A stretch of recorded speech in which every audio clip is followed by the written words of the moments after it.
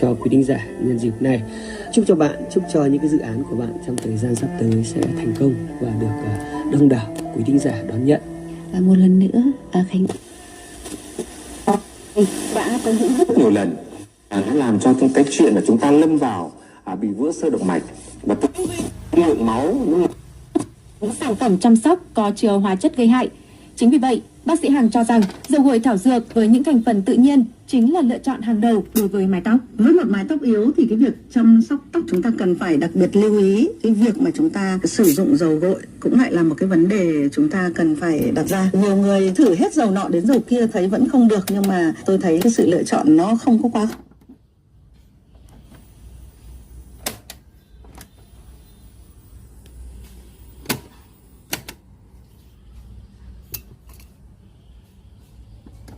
Dược liệu như là bồ kết, hương nhu, sầu rừng, núc nắc và tăng bạch bì, thứ nhất cải thiện được độ ẩm, cung cấp chất dinh dưỡng cho tóc bằng cái cách là dưỡng ẩm cho nâng tóc, một nguyên tắc dưỡng chất cho nâng tóc từ dưỡng một cách khỏe mạnh và sẽ làm giảm cái tình trạng rụng tóc và cải thiện tình trạng tóc yếu, tóc.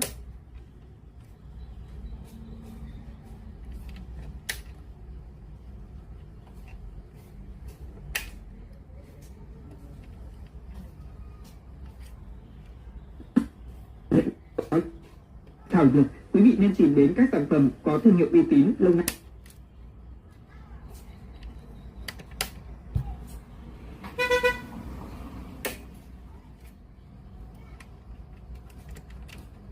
Olamin và Climazone ngăn chặn sự hình thành của gầu và ngứa, thứ giúp cho mái tóc trở nên chắc khỏe. Cảm ơn rất là tuyệt vời.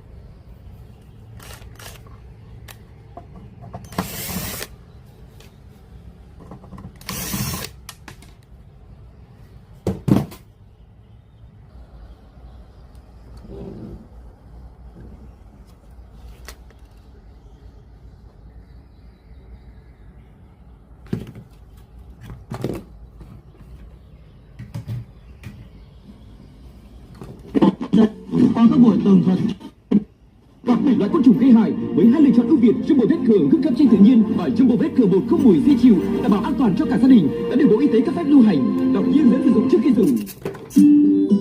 Giấy Hải Tiến, hành trình cùng bạn trưởng thành và vươn tới ước mơ.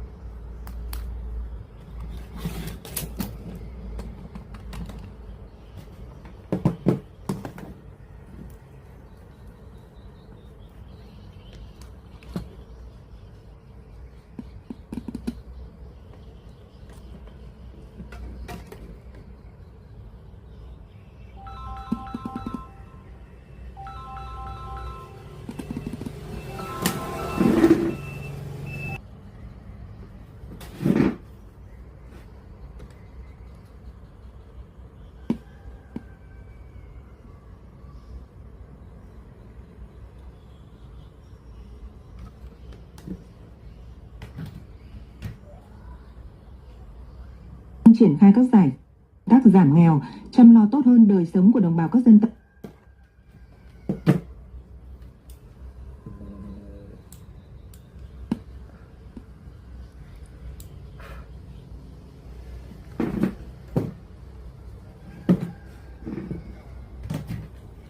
Tốc Bắc Nam giai đoạn 2021-2025, dự án thành phần đoạn Vạn Ninh Cam Lộ thuộc dự án sân bay Quảng Trị và kiểm tra tiến độ triển khai dự án đầu tư xây dựng khu bến cảng Mỹ Thủy. Dự án thành phần đoạn Vạn Ninh Cam Lộ có tổng chiều dài là 65 km, tổng mức đầu tư 9.900 tỷ đồng. Dự án có 2 gói thầu xây lắp được khởi công ngày 2025, tiến độ điều chỉnh phấn đấu hoàn thành tháng 8 năm 2020. Đã cơ bản hoàn thành, chỉ còn lại công tác hoàn thiện 3 cầu vượt, các nút giao và an toàn giao thông. Các nhà thầu đang thi công 3K 4 kíp, phấn đấu hoàn thành đưa vào khai thác dịp 19 tháng 8 năm 2020. Hệ thống trạm dừng nghỉ đã lựa chọn xong nhà đầu tư và đã ký hợp đồng để thực hiện. Hiện nhà đầu tư đang thực hiện các thủ tục liên quan và triển khai san nền lắp tạm vào dịp 19 tháng 8 năm 2025. Kiểm tra trên công trình,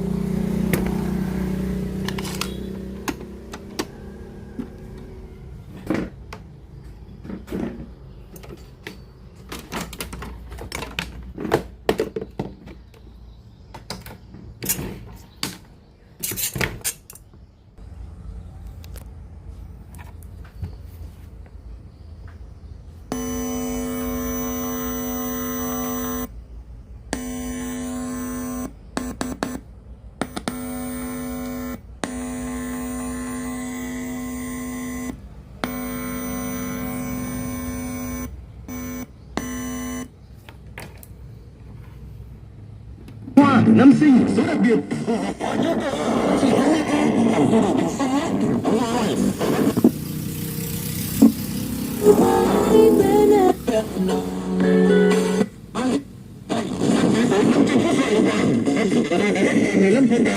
Xin tại website iTel, Shopee, TikTok Shop. Anh em mình cứ số đẹp như ý iTel vậy thôi. He he. Nhận được sự hỗ trợ kỹ thuật từ địa phương và các ngành chuyên môn. Tuy nhiên thực tế phá vỡ quy hoạch diện tích trồng bưởi.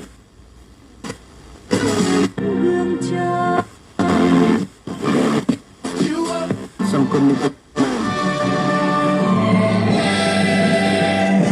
on 104 FM.